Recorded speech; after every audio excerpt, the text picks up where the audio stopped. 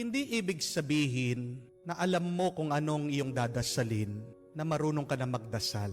Magkaiba yung alam mo yung mga dasal, alam mo yung gusto mong ipagdasal, dun sa talagang nagdadasal ka.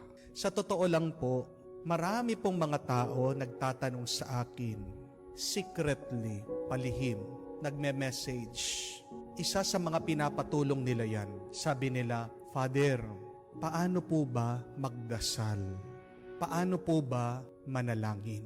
At dapat po, hindi po tayo mahiya na itanong ito. Because when you ask this kind of question, it reveals your desire to be closer to God. Amen? It reveals your humility. Pag sinabi mo na alam ko nang magdasal, marunong na akong magdasal, may kataasan sa iyong puso. Kaya wag po kayong mahiyang magtanong. At natutuwa ang Diyos pag naririnig niya tayo at pag nakikita niya pagnanasa natin na gusto nating magdasal. Kahit nga ang mga alagad niya lumapit sa kanya, tinanong siya.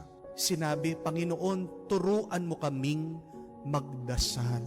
At dun sa turo ng ating Panginoon sa Ama namin, meron tayong tatlo na malalaman sa pamamaraan kung paano ba tunay na magdasal. How to truly pray. The first one, we must use our minds and heart. Pinapaalala ng ating Panginoon, ang dasal, hindi naman raffle draw yan Bakit po? Anong nangyayari sa raffle draw? Di ba? The more you join, the more chances of winning. Di po ba?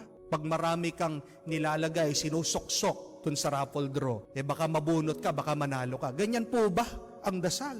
Hindi. Yan ang paalaala ng ating Panginoon. Sabi niya, huwag kayong gagamit ng napakaraming salita, kamukha ng mga pagano. Nakala nila, dun sa dami na kanila mga salita, pakikinggan sila.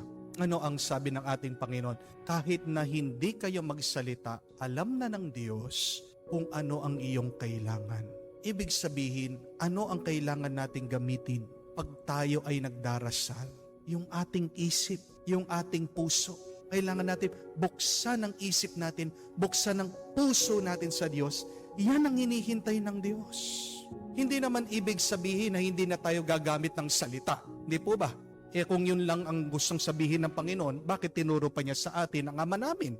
Mga salita po ito Ang gusto lang sabihin ng ating Panginoon, pag ikaw ay nagdarasal at kung gagamit ka ng salita, bigyan mo naman ng puso yung iyong pagdarasal.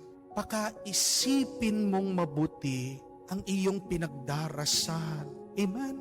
Let us focus more on the quality of our prayer, not on the quantity of our prayer. Hindi ibig sabihin, mas pinakikinggan ng Diyos yung nagro-rosaryo ng 5 oras, 8 oras, kesa dun sa nagsimba ng 30 minutes daily mass o 1 oras ng linggo.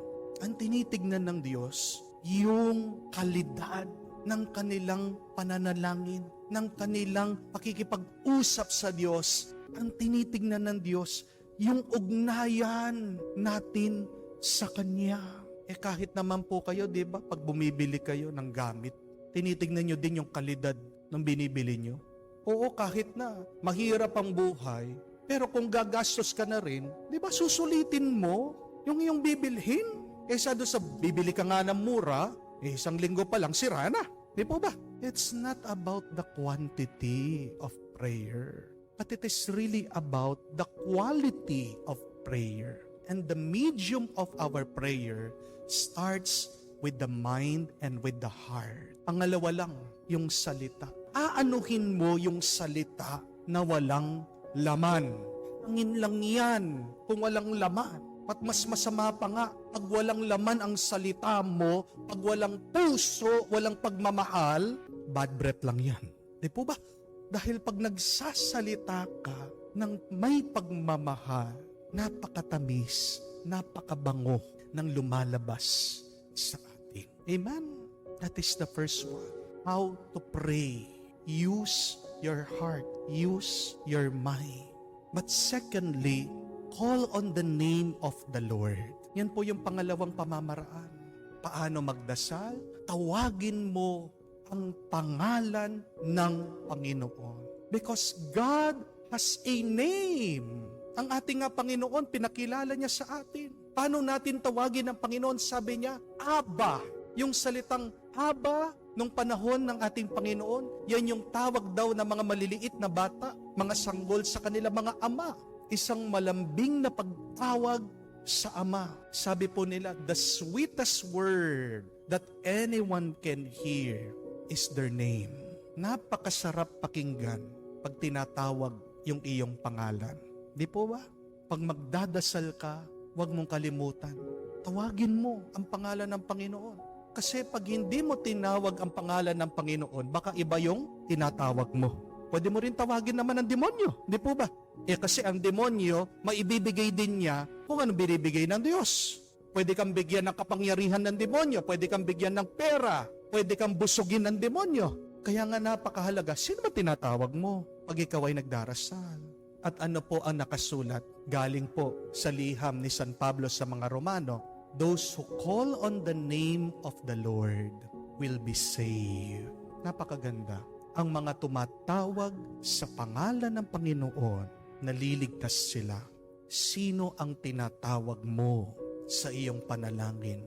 To whom do you address your prayer? It's very important to begin your prayer calling on the powerful name of God. Amen?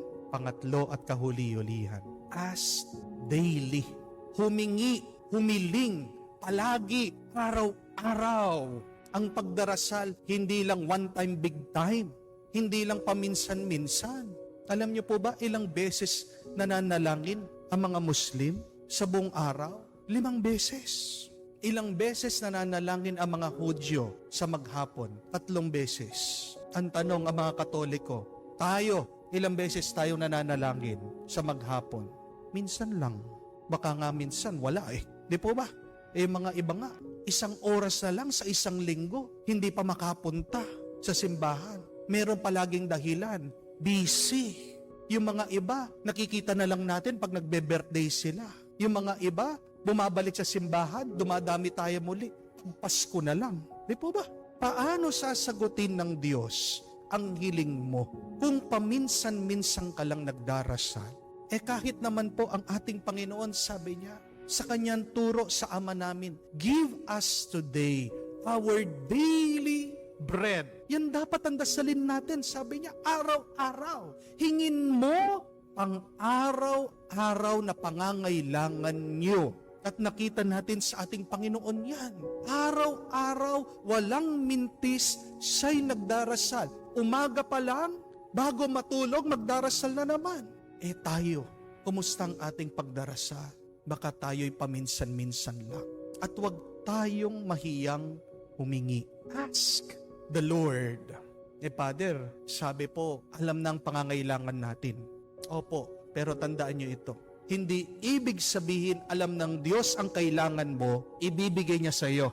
Amen? Hanggat hindi mo inihingi ito sa Diyos, hindi ibibigay ng Diyos sa ito. You have to understand this. Kailangan niya pong unawain ito. Kahit na alam ng Diyos, kailangan mo, pero dahil hindi mo pa hiningi, hindi niya ibibigay. Halimbawa, may mga matatanda po, alam natin kailangan po nila ang tungkod, kailangan nilang wheelchair. Pero bawat na lang ba matanda na makita mo sa daan, sabihin mo, Lolo, Lola, ito po yung wheelchair, upo po kayo.